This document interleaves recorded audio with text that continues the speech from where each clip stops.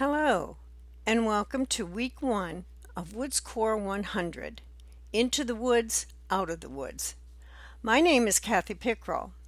Our journey through the woods begins by learning about self. What is self?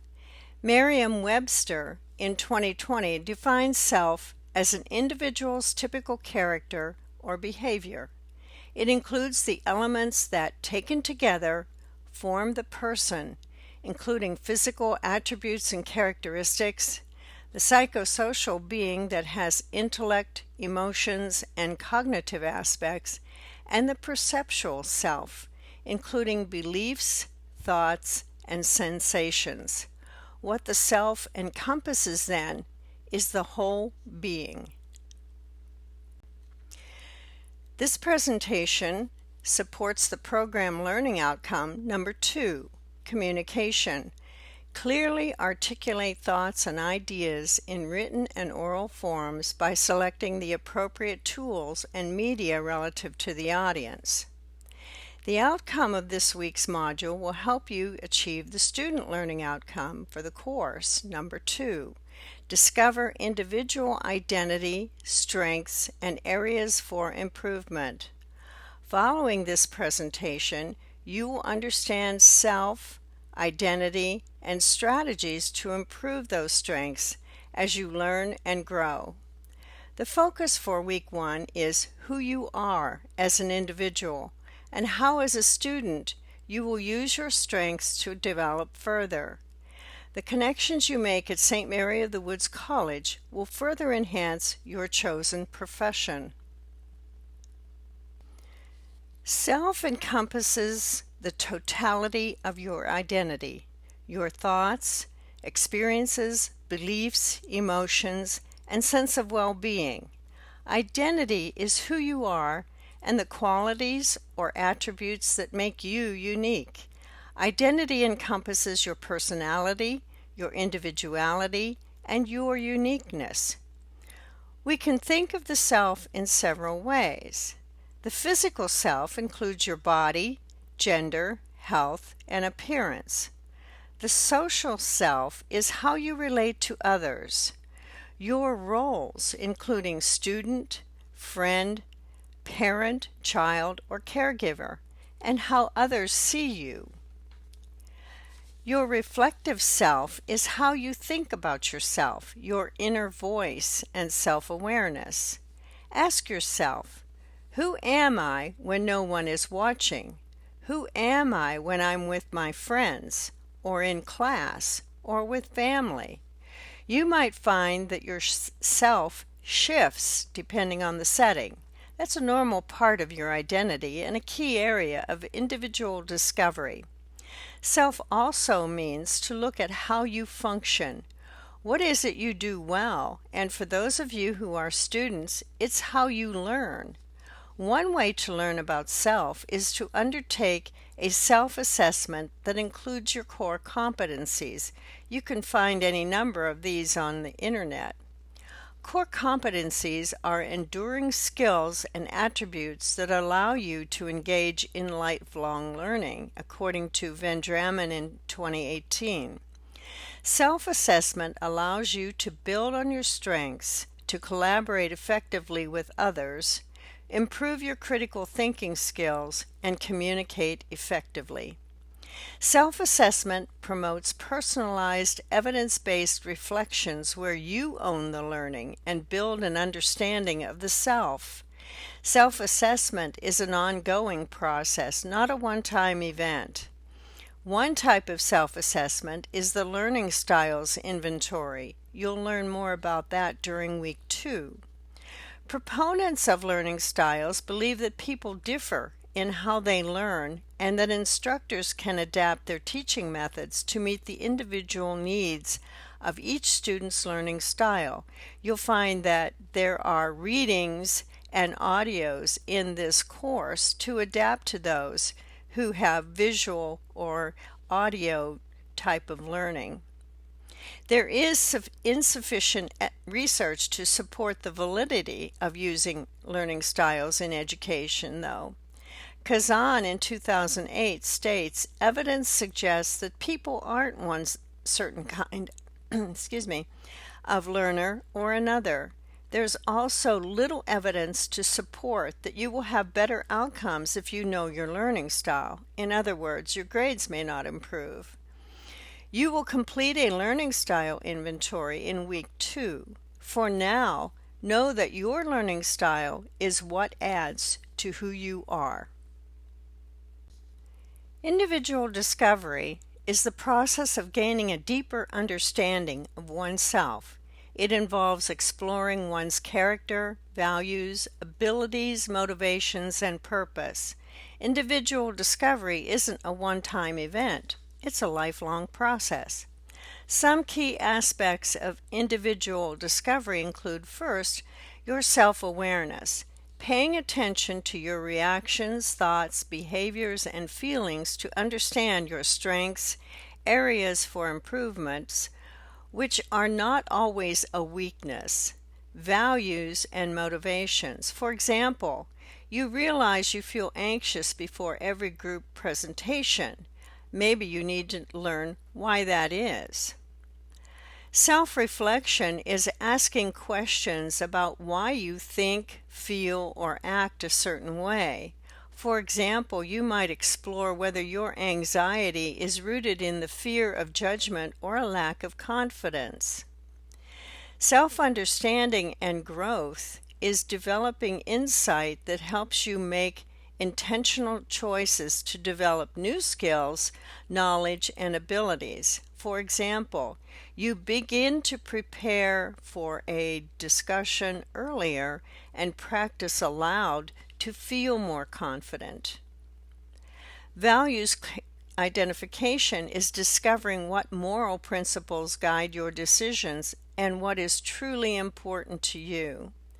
An example of this is you make decisions based on what you believe about a problem rather than out of fear, pressure from others, anger, or desire. Strength recognition is understanding your natural talents, abilities, and what you do well. This also helps you develop new skills, knowledge, and abilities. An example of this is knowing what your learning style is and using the tips given to you to improve your learning. And passion exploration is identifying activities and causes that energize and inspire you to do better. For example, you might volunteer at a food bank because you want to help others. These stages require honesty, openness, and a willing to be uncomfortable. Growth doesn't happen in your comfort zone. The result often leads to greater self-awareness, personal growth, and a more fulfilling life. Yourself isn't formed in a vacuum. It's shaped by culture and family, where the values, beliefs, tradition, and expectations you inherit from your family and cultural background play a powerful role in shaping your identity. Family norms often dictate how emotions are expressed, how achievements are valued, and what behaviors are encouraged or discouraged. Culture can influence the language you speak, the rituals you observe, and even how you interpret the world around you. These influences provide a foundation for your values and perspectives, while also presenting both opportunities and challenges for self-discovery and growth. Social media and technology is another influence. In today's digital age, social media platforms and technology play a significant role in shaping our sense of self. Online spaces allow us to curate our identities, connect with diverse communities, and express our values in new ways. The feedback we receive, like likes and comments and shares, can boost confidence, but also trigger comparison, self-doubt, or a desire for external validation. Technology makes it possible to learn about new perspectives and cultures, but it can also expose us to unrealistic standards and echo chambers. As we navigate digital environments, it's important to reflect on how much of our self-image is influenced by online interactions versus our own values and experiences. The curated self, as I mentioned before, is the version of ourselves that we consciously shape and present to the world, often in response to social expectations, cultural norms, or the influence of digital environments.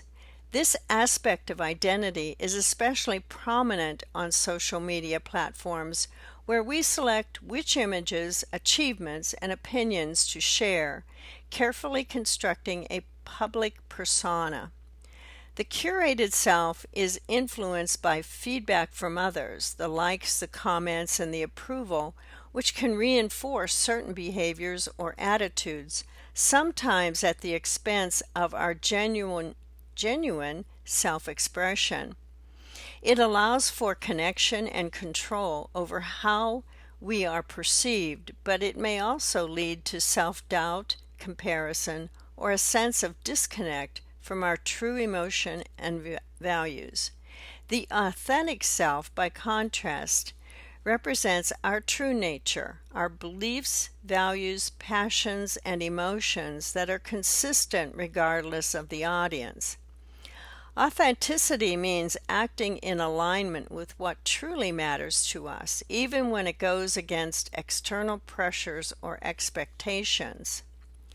The authentic self is rooted in self-awareness, developed through honest reflection about our experiences, motivations, and feelings.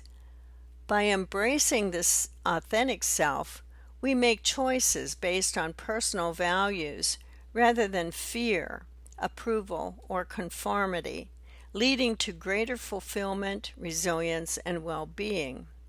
Some of the key differences between these two include the motivation. The curated self is motivated by external validation and image management, while the authentic self is motivated by inner values and self-understanding.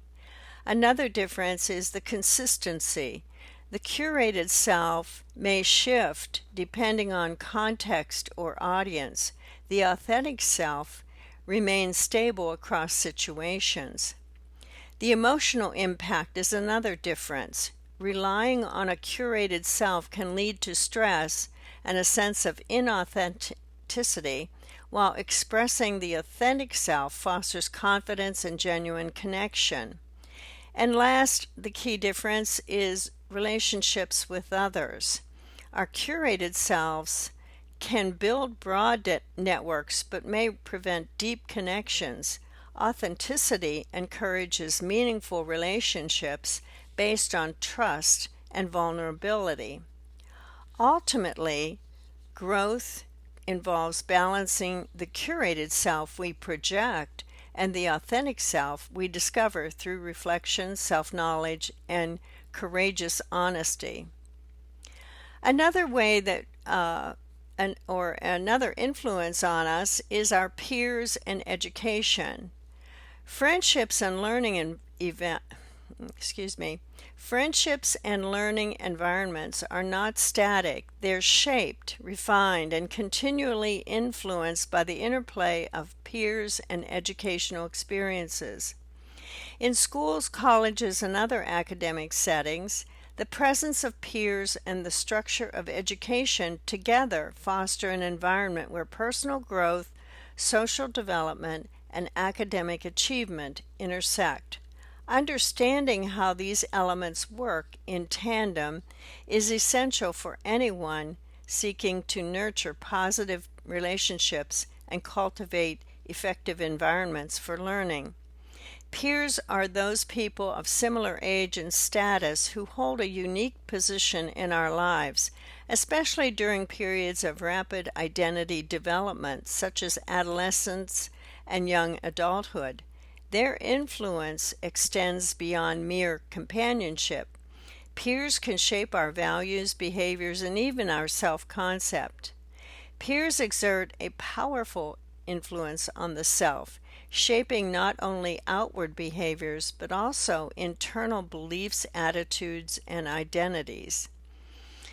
Through daily interactions and shared experiences, individuals absorb subtle cues about what is valued, acceptable, or desirable within their social group.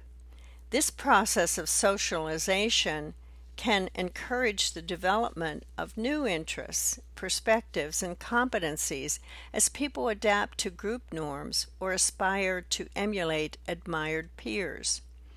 The feedback and acceptance or rejection offered by peers serves as mirrors, reflecting aspects of ourselves we may not otherwise notice. Sometimes this prompts growth and self-discovery. Other times it may encourage conformity or self-doubt. The opinions and expectations of friends and classmates can influence decision-making, academic motivation, and even the confidence with which someone expresses their authentic self. Navigating these influences is an essential part of personal development. Individuals learn to negotiate the tension between fitting in and standing out, balancing the desire for connection with the need for authenticity.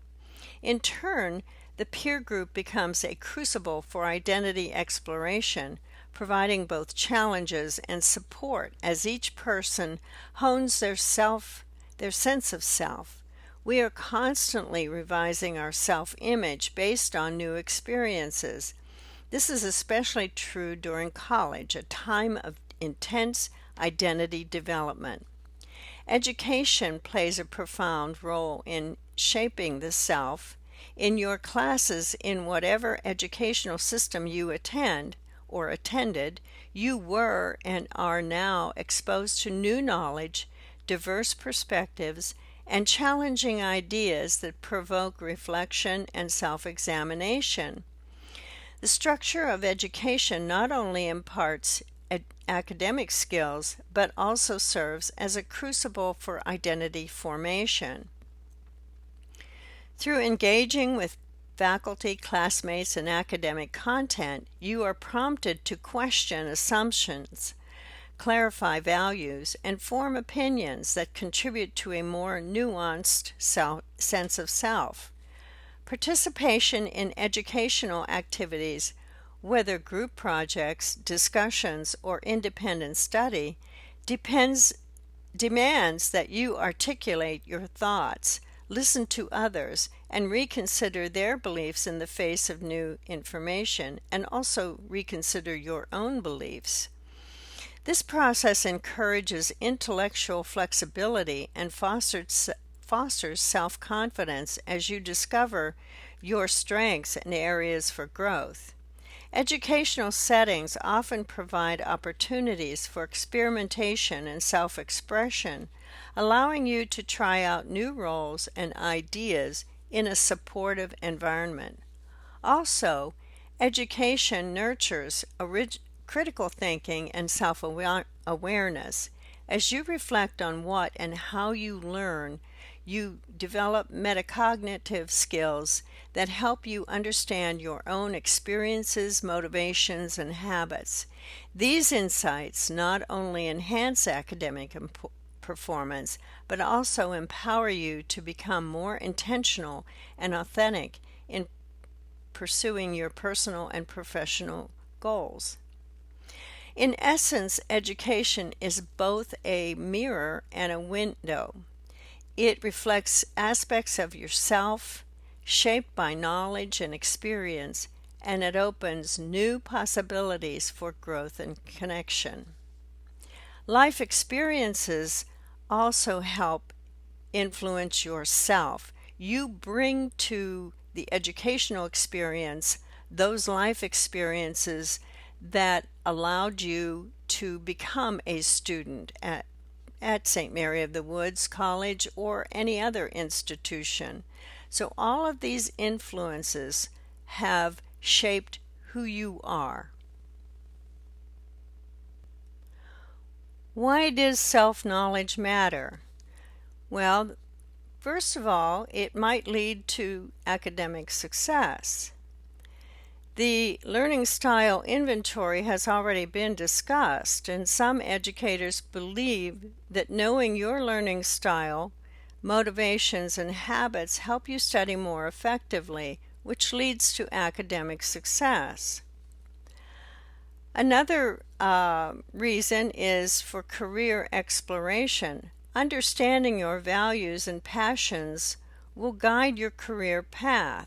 Some of you already have your career path developed and have enrolled in a program of study to achieve a specific professional career. Some of you may be entering college without a true idea of what you want to do when you finish the college program, so you'll be exploring options. It also helps with relationships. Self-awareness improves empathy, communication, and boundaries. Once you get to know yourself, you can expand your identity to include others and become connected. We connect to our families, our communities, and the community at St. Mary of the Woods College. Several activities allow you to become connected to each other and to develop relationships. You may already know some of the people in your groups for discussions. You are asked to complete discussions to allow student-to-student interactions. Discussions will allow you to exchange ideas and questions about specific topics each week. Discussion topics ask you to think critically, reflect, and compare information with others. You can get to know the faculty through chats, office hours, and emails. All activities help you to connect to the college and beyond as you grow and learn. Mental health helps you recognize your emotions and needs, and that's an essential part of learning resilience and well-being. When you know who you are, you make better decisions and you live more authentically and make better connections. Here's a list of some of the practices you can try for self-discovery. They're very practical and easy to do. First is journaling. Reflect on your experiences and thoughts regularly. Some of you may be keeping a journal or you might have a diary, and those are very helpful as you look back to reflect on some of those things that have happened to you. Self-reflection allows you to pay attention to your thoughts and emotions without judgment. You can think about a decision you made or an experience you had and reflect on that. Personality inventories are helpful. Using tools like the MBTI, the Big Five, or the Enneagram as a starting point might help you. There are dozens of programs or inventories or questionnaires on the internet to look at your personality traits and attributes, and you can try one of these. Just keep in mind that they may reflect different aspects that you either didn't think you had or you didn't know you had. Dialogue allows you to talk with others who are different from you to expand your self-understanding. It's sometimes helpful for students to meet somebody from a different culture, and that doesn't mean from a different country. We have many cultures in this country that we don't know about. For example, I used to take students to the Indian Reservation in South Dakota, and they learned about the native culture, the Lakota culture, and that helped them understand a little bit about native cultures and a little bit more about themselves. Last, you can seek feedback. You can ask others how they see you, and you may have classes that say, how would others describe you, or how do they see you? And listen to their responses with openness. Don't be judgmental about what they say to you. It's sometimes very helpful to hear from someone else. Ask your trusted friends or family members for feedback on your strengths and areas in which you can improve. Those are all very helpful aspects to your self-discovery. Take a few moments to reflect on the following. Think of a moment in your life when you learned something important about yourself. What happened, and what did you discover? And then, how did you use that information? That helps you get a better understanding of what you think, what you value, how you see the world, and how you respond to the world. What the self encompasses then is your whole being. When you look at the self and who you are, you discover your identity and how you will learn and what you will become. At St. Mary of the Woods College, we provide opportunities for personal discovery of meaning and purpose at the intersection of faith and reason for the development and growth of the whole person. As you learn and grow as an individual, you will be able to connect to others in a meaningful way.